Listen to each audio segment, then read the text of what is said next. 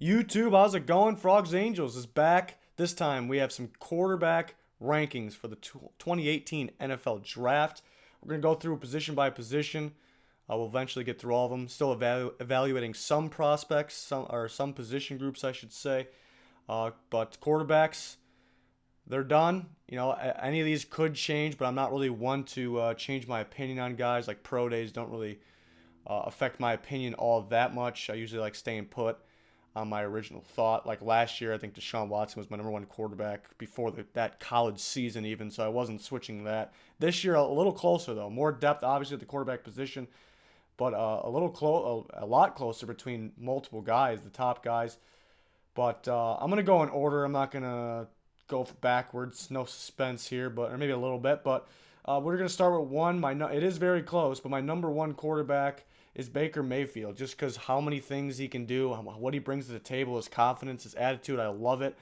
Um, I mean, he's not gonna go into an Oklahoma offense, obviously. So some people worried about the transition, but I'm really not worried about it. I think that's the main reason I like him. I think he can do he's capable of so many things. I think he can go to any offense.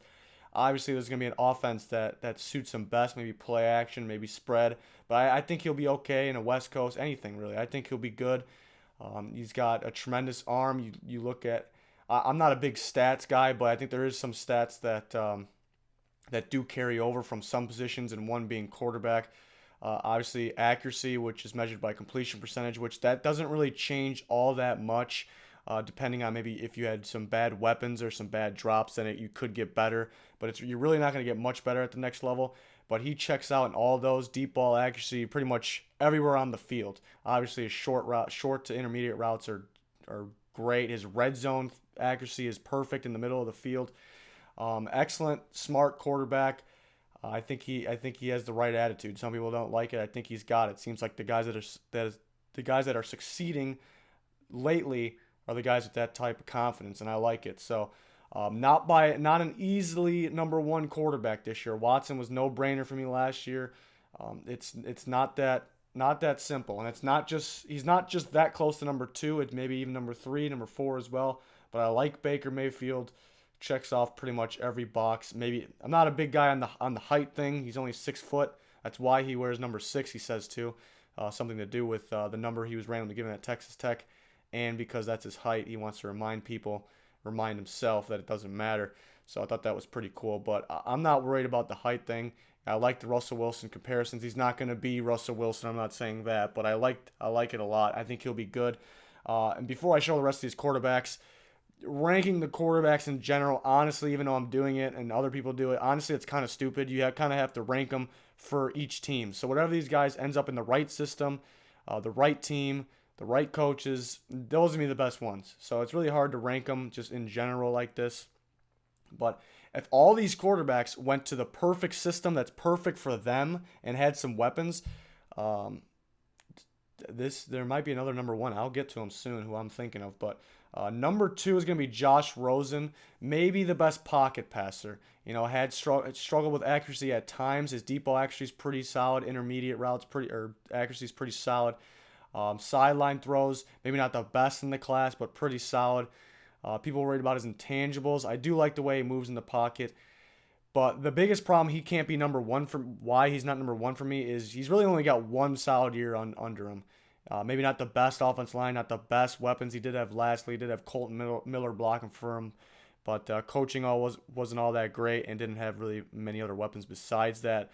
But great season for him. He actually has been my number one at one point, so they're that close. I'm not a guy that switches rankings around a lot, and I've been doing this for a while, so that's how close these guys are. So I do like Rosen. I do like him in a West Coast offense. Shermer ran a West Coast with Minnesota, so he's on to the Giants. That kind of makes sense to me, but I'm not here in this video to pick where he's going to go, but it just makes sense to me. So I like Rosen. I like his touch on the ball. I know some teams will view him as the number one quarterback in the draft, and I will not argue it, even though he's my number two. Number three is Lamar Jackson. I'm gonna start getting a little surprised. It's gonna get surprising, is what I'm saying here.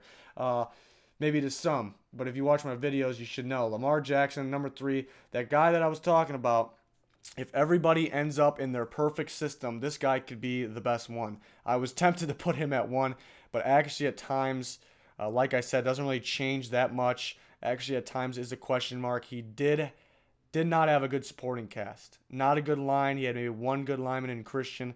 Weapons were pretty bad.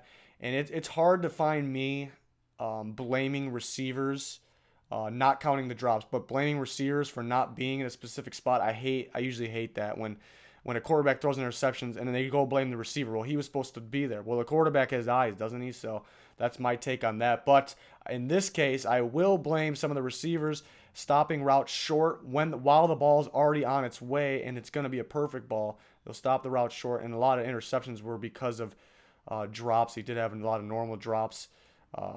Yeah, but you actually seen the bowl game. You actually see a ball go through a guy's hands into the defender's hands. Yeah, I think he had 4 interceptions in the bowl game, and that scared me. But going back and looking through it, 2 of them were not on him at all. But he was asked to do a lot of hard things too. I think in some cases, depending on the team, depending on the system, it could be an easier job. It's hard to believe an NFL, a guy going from college quarterback to NFL quarterback could have an easier job, but it could be with the right coaching staff. It's hard to tell if he was asked, the second the ball was snapped, was he asked to roll out and just make a hard throw, or asked to just probably just scramble right away, or was that on his own? That's a scary thing. That's where I say if he was asked to do, if he was told to do that, then it could be an easier job than the NFL. But sometimes I worry because he's going to drop back and just want to take off. I mean, which could work out because he's the best running quarterback I've ever seen at the college level. People compare him to Michael Vick, and people forget that Michael Vick was not a good passer in college. I mean, they didn't ask him to do a lot of it. Lamar Jackson was a much better passer. People that compare him to RG3, I do not like the comparisons. They're fast, maybe similar size. That's about it. So they can run. That's really about it. RG3 was a great deep ball guy. He was not good at the intermediate routes. I think Lamar Jackson doesn't have a better deep ball than RG3, not far off, but he's better at the other passes. And RG3 coming from that Baylor offense, you don't really know what you're going to get from that. But which I think he could have been good still if it wasn't for the injury. So I'm not trying to bash him right now, but I do not like the comparison. Basically, is bottom line. I think Lamar Jackson in the right offense could be very scary. Just defense is game planning against him. You don't want to game plan against this guy. You're not going to know what to do. He scares me more than the other quarterbacks. That's why it's hard for me. It's hard for me. I want to put him at 1 just because my team has a really good defense. But I'm still a little worried about him. If I have a really good defense, I'm not worried about a Josh Rosen. He's just another one of those pro-style quarterbacks. I mean, if he ends up down the road, maybe I'll be a little worried about him. But Sam Darnold, I'm being a little scared of a different type of quarterback. Maybe the league's changing with what the Eagles did, spreads, RPOs. We will see. But I like Lamar Jackson a lot of upside for him. But on to number 4, I got Josh Allen. I like his potential. The problem with people saying, and I just said it, but the problem with people saying I like his potential, and then there's people the same people will say, well, he played in the pro-style offense, so he's better than the other ones. That's whoever says Josh Allen's number 1 quarterback, that's mainly their reasoning. He's got a strong arm, he's from a pro-style offense. Well, if he's pretty raw right now, it really doesn't match up. Like, usually the pro-style offense guys that are liked better because they think they're more pro-ready because they're used to the offense. But he's a raw talent. It really doesn't make sense. I never was a guy on if he played in a pro-style offense. I mean, that people just assume that Deshaun Watson from last year, just because he wasn't pro-style, doesn't mean it means you can't pick it up right away. Just a better player, the smarter player will pick it up and do it better if they have the ability to. So, but I do like Josh Allen. If his goods, his best parts of his highlights of his tape are very, very high, but the bad parts are very low. I mean, he had Carson Wentz as coach, similarities there. People compare him to Cam Newton. He's not going to be as good as Cam Newton. He's not as good as a runner of Cam Newton, but I actually can see it, the way he rolls out to the sideline, the way he throws. It looks pretty good. He did have a pretty terrible offensive line, not too many good weapons when he had Tanner Gentry in Wyoming. They connected on some really good plays so as soon as he lost him, and he's just, where is he in the NFL? I think he was on the Bears, so I mean, it's not like he had a great wide receiver. So I like Josh Allen's potential. You like the idea of him, but decision-making needs to be fixed. Decision-making is a key, big key for me. And that's why number 5 is Sam Darnold. Most people's probably number 1. Not that he's not a good quarterback, is a good quarterback class, and like I said, a lot of these guys are close, but really his decision making altogether, not just the interceptions, but the fumbles scare me. If he takes a shot, I mean, it's when getting hit like that, you almost expect the quarterback to fumble, but I think it's something that may keep happening. I don't know if you can fix it, you can coach it, but it's when you usually see a turnaround, it's usually like a running back or a receiver.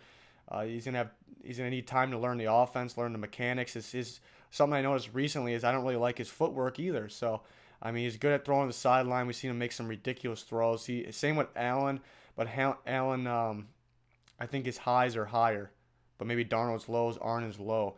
But that Ohio State game, Notre Dame game this year, he really took him out of it. If it was really no one else but him, he took him out of the game early, and the game was over. When their team, they were probably better than Notre Dame. They finished the season better than Notre Dame, and they got killed, and it was just because of the decision making. I mean, just something you can fix, but it's just something I don't like. 2 years ago, I liked them a lot. Usually, some of these quarterbacks that don't work out, you see them get worse as their college career went on, and the better ones got better. Not just quarterbacks too, honestly. You've seen that from other positions. Like this guy was so good his freshman year. He was lights out. Like how is he not good in the NFL? But if you go back and look, he kind of got worse. But it's only 2 years, so you can't really tell. Losing Juju Smith-Schuster, so he's going to be a good quarterback. He has potential. I think he needs to. I'm not a fan of sitting first-round quarterbacks behind guys, but a guy like Josh Allen or Sam Darnold, I think needs to do that. Could be good. Not going to totally bash the picks early because I know he's going to go early, and I know he has the potential. He needs to go to a team that's picking early because they can afford to wait on him to reach his potential. So by me putting him at 5 doesn't mean I don't think he's good or going to be good. It's just I like these other guys better. I don't know. Decision making is scary in the fumbles. They scare me a little bit. The fumbles is really what gets me. I think he lost the ball 12 times this year. Or fumbled it 12 times, lost it 9 times, I want to say, and that scares me. Looking at Baker Mayfield, Lamar Jackson, they're scrambling and running way more, getting tackled way more, and they only fumbled 3 times this year. So, it scares me. It scares me. Some team, the offensive line, there's a shortage on offensive line, so maybe he needs the best block, one of the better blocking teams. It's a little scary, but we're gonna go on to the next groups of guys here. We'll go 3 at a time here. Number 6 is Mason Rudolph. I like Mason Rudolph. He's actually closer to those 5 than maybe other people have him. Really velocity on the ball. Maybe puts too much air under the ball. Even though his deep ball is very accurate, coming from that Oklahoma State offense, you really don't know what you're gonna get in the NFL. Maybe that's the biggest concern. James Washington seemed to help him, and Aitman seemed to help him out a lot. But he's a smart quarterback. I like that. I like the smart quarterbacks. They can pick up offenses quick. I think he'll be a good pro if he gets a chance. Number 7, I have Kyle Lauletta from Richmond. Excellent Senior Bowl, and you go back and watch the tape after that. He's very good. Very good deep ball as well. Maybe not the strongest arm, but he's very accurate. I like his movement in the pocket. He's pretty mobile. You look at him, you don't think he's going to be that mobile. He's pretty mobile for him. Maybe the sideline throws, the velocity on the ball is the concern, but I like him at number 7 quarterback for me. Could go as early as second round, could go as late as 4, but so you expect around round 3. Number 8 is Luke Falk. Solid quarterback, solid career at Washington State. Another smart quarterback. I think he could pick up offenses very good, very easily, I should say. Combine wasn't all that good. Doesn't really matter to me all that much. Injury during the year. I think he played hurt had a 4 or 5 interception game. Jared Goff also had that, so I always go back to that. So in a normal class, this guy's way better than 8. So this is a good depth quarterback class. And 8, this is your number 8 quarterback. It's pretty darn good because Luke Falk can play. And we're going to go 3 more here. Number 9 is Mike White. I think a lot of teams like him a little, or the league maybe likes him a little better than I do. But 9, again, is good for this class. People like how hard he throws. He can throw the sideline pretty well. Got sacked a lot, though, and even though his offensive line was not good, it was kind of on him. I don't like his pocket movement mainly. So good quarterback, good potential, but number 9 there. Riley Ferguson's 10. Really everything checks out except for that Memphis offense, the transition, and maybe Paxton Lynch scares him a little bit. Didn't really make it at Tennessee, so he stopped playing football or went to community college then, and then made it back to Memphis. Very impressive, but some red flags pop up. Not huge red flags, but he's got a good arm. Numbers are there.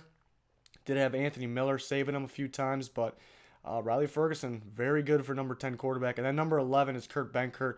A lot of potential here. Decision making isn't good, but people like him. Sitting in the pocket, like his footwork. He can throw the ball very well, but some bad decision making on the sideline mainly. Just I don't know, almost like he got a little cocky. He got a little. Maybe he thought he can just make some ridiculous throws. I don't know. At times and just end up being bad interceptions. I think it was Jair Alexander picked him up pretty good, picked him apart pretty good. But has the potential, pretty good for a number 11 quarterback. Said that for pretty much all these guys, but that's how good the quarterback class is. So there's your quarterbacks. I mean, there's plenty more that could get drafted, but wanted to go through the first of my 11 right there.